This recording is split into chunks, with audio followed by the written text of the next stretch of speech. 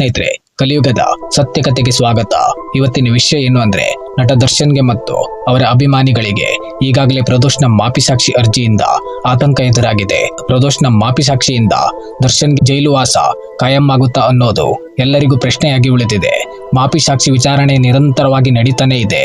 ಆದರೆ ಸ್ನೇಹಿತರೆ, ಈ ಪ್ರದೋಷ್ ಕೊಟ್ಟಿರೋ ಹೇಳಿಕೆಗಳು ನಿಜ ಅಂತ ಕೋರ್ಟಲ್ಲಿ ಪ್ರೂವ್ ಆದ್ರೆ ನಟ ದರ್ಶನ್ಗೆ ದೊಡ್ಡ ಮಟ್ಟಿನ ಶಿಕ್ಷೆ ಮಾತ್ರ ತಪ್ಪಿದ್ದಲ್ಲ.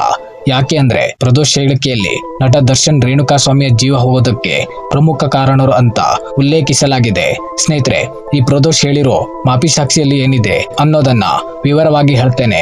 ವಿಡಿಯೋವನ್ನ ಕೊನೆವರೆಗೂ ನೋಡಿ, ಲೈಕ್ ಕೊಟ್ಟು ನನ್ನ ಚಾನಲ್ ಅನ್ನ ಸಬ್ಸ್ಕ್ರೈಬ್ ಮಾಡೋದು ಮರಿಬೇಡಿ. ಸ್ನೇಹಿತರೆ, ಪ್ರದೋಷ್ ಮಾಪಿ ಸಾಕ್ಷಿಯಲ್ಲಿ ಹೇಳಿರೋ ವಿಚಾರವನ್ನ ಗಮನಿಸೋದಾದ್ರೆ, 2003ರಲ್ಲಿ ಕ್ರಿಕೆಟ್ ಆಡುವಾಗ ನನಗೆ ದರ್ಶನ್ ಪರಿಚಯ ಆಗಿದ್ದು ಅಂತ ಹೇಳಿದ್ದಾನೆ. ರೇಣುಕಾ ಸ್ವಾಮಿ ಹತ್ಯೆ ನಡೆದ ದಿನ ಏನು ನಡೆದಿದೆ ಅನ್ನೋದನ್ನ ವಿವರವಾಗಿ ತಿಳಿಸಿದ್ದಾನೆ. ಅದೇನೆಂದ್ರೆ ಸ್ನೇಹಿತರೆ, ನಾನೊಬ್ಬ ಅಲ್ಲಿ ಅಸಹಾಯಕನಾಗಿದ್ದೆ. ಕೆಲವೊಂದು ವಿಚಾರಗಳನ್ನ ಆ ಜಾಗದಲ್ಲಿ ನಾನು ಅನಿವಾರ್ಯವಾಗಿ ಮಾಡಬೇಕಾಗಿ ಬಂತು. ಅವತ್ತು ಜೂನ್ 8ನೇ ತಾರೀಕು ಮಧ್ಯಾಹ್ನ ಸುಮಾರು 3 ಗಂಟೆಗೆ A3 ಆರೋಪಿ ಪವನ್ ರೆಸ್ಟೋರೆಂಟ್ಗೆ ಬಂದು ದರ್ಶನ್ಗೆ ಮೊಬೈಲ್ನಲ್ಲಿ ಏನೋ ತೋರಿಸಿದ್ದಾನೆ. ತಕ್ಷಣಕ್ಕೆ ದರ್ಶನ್ ಪವಿತ್ರ ಗೌಡ ಮನೆ ಕಡೆಗೆ ಕಾರಿನಲ್ಲಿ ಹೊರಟರು. ನಾನು ಕೂಡ ಅವರ ಜೊತೆಗೆ ಹೋದೆ. ಸಂಜೆ ಸುಮಾರು 4:30 ಹೊತ್ತಿಗೆ ಅಲ್ಲಿ ಪವಿತ್ರ ಗೌಡನನ್ನ ಕರ್ಕೊಂಡು ಪಟ್ಟಣಗೇರಿ ಶೆಡ್ಗೆ ಬಂದ್ವಿ. ಅಲ್ಲಿ ನಾನು ನೋಡಿದ್ದು ಒಬ್ಬ 30 ವರ್ಷದ ವ್ಯಕ್ತಿ ತಲೆ ಬಗ್ಗಿಸಿಕೊಂಡು ಕುಂತಿದ್ದ ಅನ್ನೋದನ್ನ ಅರ್ಜಿಯಲ್ಲಿ ಪ್ರದೋಷ್ ಹೇಳಿದ್ದಾನೆ. ಅದಾದ ಮೇಲೆ ರಾಘವೇಂದ್ರ, ಪವನ್, ನಾಗರಾಜ್, ನಂದೀಶ್ ಹಾಗೂ ಇತರರು ಆತನ ಸುತ್ತ ನಿಂತಿದ್ದರು. ಹಾಗೆ ದರ್ಶನ್ ರೇಣುಕಾ ಸ್ವಾಮಿಯನ್ನ ಅವಾಚ್ಯ ಶಬ್ದಗಳಿಂದ ಬೈಯೋದಕ್ಕೆ ಶುರು ಮಾಡಿದ್ರು. ಪವಿತ್ರಾಗೆ ಕೆಟ್ಟ ಮೆಸೇಜ್ ಕಳಿಸ್ತೀಯಾ, ಖಾಸಗಿ ಅಂಗಗಳ ಫೋಟೋಗಳನ್ನ ಕಳಿಸ್ತೀಯಾ ಅಂತ ಪವಿತ್ರ ಗೌಡ ಇಂದ ರೇಣುಕಾ ಸ್ವಾಮಿಗೆ ಚಪ್ಪಲಿಯಿಂದ ಹೊಡಿಸಿದ್ರು. ಅದಾದ ಮೇಲೆ ದರ್ಶನ್ ನೈಲಾನ್ ಹಗ್ಗವನ್ನ ಬಳಸಿ ರೇಣುಕಾ ಸ್ವಾಮಿಗೆ 3-4 ಬಾರಿ ಹೊಡೆದ್ರು. ಆಗ ಅಲ್ಲೇ ಇದ್ದ ಪವನ್ ರೇಣುಕಾ ಸ್ವಾಮಿಯ ಮೊಬೈಲ್ ಅನ್ನ ಕಸಿದುಕೊಂಡು ಮೆಸೇಜ್ ಗಳನ್ನ ಚೆಕ್ ಮಾಡ್ತಾನೆ. ರೇಣುಕಾ ಸ್ವಾಮಿ ಪವಿತ್ರ ಗೌಡ ಅಲ್ಲದೆ ಬೇರೆ 3-4 ಮಹಿಳೆಯರಿಗೂ ಕೆಟ್ಟದಾಗಿ ಮೆಸೇಜ್ ಮಾಡಿದ್ದನ್ನ ತೋರಿಸಿದಾಗ ಮತ್ತೆ ದರ್ಶನ್ ಸಿಟ್ಟಿಗೆದ್ದು ಮತ್ತೆ ಆತನ ಮೇಲೆ ಹಲ್ಲೆ ಮಾಡಿದ್ರು.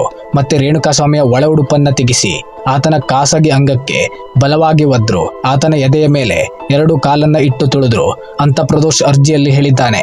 ಅದಾದ ಮೇಲೆ ನಾನು ದರ್ಶನ್ನ ತಡೆಯೋದಕ್ಕೆ ಪ್ರಯತ್ನ ಮಾಡಿದೆ. ಆತ ಗಟ್ಟಿಮುಟ್ಟಾಗಿಯೂ ಇಲ್ಲ, ಇನ್ನು ಹಲ್ಲೆ ಮಾಡಿದ್ರೆ ಸತ್ತೇ ಹೋಗ್ತಾನೆ ಅಂತ ದರ್ಶನ್ಗೆ ಹೇಳಿದೆ. ಸುಮಾರು 5:15 ಹೊತ್ತಿಗೆ ದರ್ಶನ್ ಮತ್ತು ವಿನಯ್ ಪಟ್ಟಣಗೇರಿ ಶೆಡ್ಡಿಂದ ಹೋದ್ರು. ರೇಣುಕಾ ಸ್ವಾಮಿಯನ್ನ ನೋಡಿಕೊಳ್ಳೋದಕ್ಕೆ ರಾಘವೇಂದ್ರ, ನಂದೀಶ್, ದೀಪಕ್, ಲಕ್ಷ್ಮಣ್ ಮತ್ತೊಂದಿಷ್ಟು ಜನ ಸ್ಥಳದಲ್ಲಿ ಇದ್ರು ಅಂತ ಅರ್ಜಿಯಲ್ಲಿ ಪವನ್ ಹೇಳಿದ್ದಾನೆ. ಅದಾದ ಮೇಲೆ ಆತನಿಗೆ ನೀರು, ಆಹಾರ ಏನಾದ್ರೂ ಕೊಡೋದಕ್ಕೆ ಪ್ರಯತ್ನ ಮಾಡಿದೆ. ಆದ್ರೆ ಅಷ್ಟೊತ್ತಿಗಾಗಲೇ ಆತ ಸಂಪೂರ್ಣವಾಗಿ ಎನರ್ಜಿಯನ್ನ ಕಳೆದುಕೊಂಡಿದ್ದ. ಅದಾದ ಮೇಲೆ ರವಿಶಂಕರ್ ಆತ ಬಿದ್ದಿರೋದನ್ನ ನೋಡಿ ಉಸಿರಾಡ್ತಾ ಇಲ್ಲ ಅನ್ನೋದನ್ನ ಪ್ರದೋಷ್ಗೆ ಹೇಳ್ತಾನೆ. ಪ್ರದೋಷ್ ತಕ್ಷಣ ದರ್ಶನ್ಗೆ ಫೋನ್ ಮಾಡಿ ತಿಳಿಸ್ತಾನೆ. ಅದಾದ ಮೇಲೆ ನಟ ದರ್ಶನ್ ನನಗೆ ಈ ವಿಚಾರವಾಗಿ ನೀನು ಸಹಾಯ ಮಾಡದೇ ಇದ್ರೆ ನಾನು ಶೂಟ್ ಮಾಡ್ಕೊಂಡು ಸಾಯ್ತೇನೆ ಅಂತ ಹೇಳಿದ್ರು. ಅಸಹಾಯಕನಾಗಿ ನಾನು ನಟ ದರ್ಶನ್ಗೆ ಈ ವಿಚಾರದಲ್ಲಿ ಸಹಾಯ ಮಾಡಬೇಕಾಯಿತು ಅಂತ ಮಾಪಿ ಸಾಕ್ಷಿ ಅರ್ಜಿಯಲ್ಲಿ ಪ್ರದೋಷ್ ಉಲ್ಲೇಖಿಸಿದ್ದಾನೆ. ಸ್ನೇಹಿತರೆ, ಇದನ್ನ ಕೋರ್ಟ್ ಕೂಡ ಮಾಪಿ ಸಾಕ್ಷಿಯಾಗಿ ಪರಿಗಣಿಸಿದೆ. ಈ ವಿಚಾರ ಎಲ್ಲ ನಿಜ ಆಗಿ ಕೋರ್ಟ್ ಅಲ್ಲಿ ಪ್ರೂವ್ ಆದ್ರೆ ಬಹುಶಃ ನಟ ದರ್ಶನ್ಗೆ ಈ ಕೇಸ್ ವಿಚಾರದಲ್ಲಿ ಆದಷ್ಟು ಬೇಗ ಶಿಕ್ಷೆ ಆಗೋ ಎಲ್ಲಾ ಸಾಧ್ಯತೆ ಕೂಡ ಇದೆ. ತಪ್ಪು ಮಾಡಿದರೆ ಶಿಕ್ಷೆ ಆಗೇ ಆಗುತ್ತೆ. ಇತ್ತೀಚಿನ ಬೆಳವಣಿಗೆಯನ್ನ ನೋಡಿದ್ರೆ ದರ್ಶನ್ ಮತ್ತು ಪವಿತ್ರ ಗೌಡ ಹಾಗೂ ಉಳಿದ ಆರೋಪಿಗಳಿಗೆ ಕಾನೂನಿನ ಕುಣಿಕೆ ಬಿಗಿಯಾಗೋದರಲ್ಲಿ ಯಾವುದೇ ಡೌಟ್ ಇಲ್ಲ. ಇನ್ನು ಸ್ನೇಹಿತರೆ, ದರ್ಶನ್ ವಿಚಾರವಾಗಿ ಹೇಳೋದಾದ್ರೆ, ಅನಾವಶ್ಯಕವಾಗಿ ತನ್ನ ಕೈಯಿಂದಲೇ ಹಾಳು ಮಾಡಿಕೊಳ್ಳೋದು ಅಂದ್ರೆ ನಟ ದರ್ಶನ್ನೇ ಒಂದು ಉದಾಹರಣೆ ಅನ್ನಿಸುತ್ತೆ. ಸ್ನೇಹಿತರೆ, ಇದಾಗಿತ್ತು ಇವತ್ತಿನ ಸತ್ಯಕತೆ. ವಿಡಿಯೋ ಇಷ್ಟ ಆದ್ರೆ ಲೈಕ್ ಮಾಡಿ, ನನ್ನ ಚಾನಲ್ ಅನ್ನ ಸಬ್ಸ್ಕ್ರೈಬ್ ಮಾಡೋದು ಮರಿಬೇಡಿ. ಧನ್ಯವಾದ.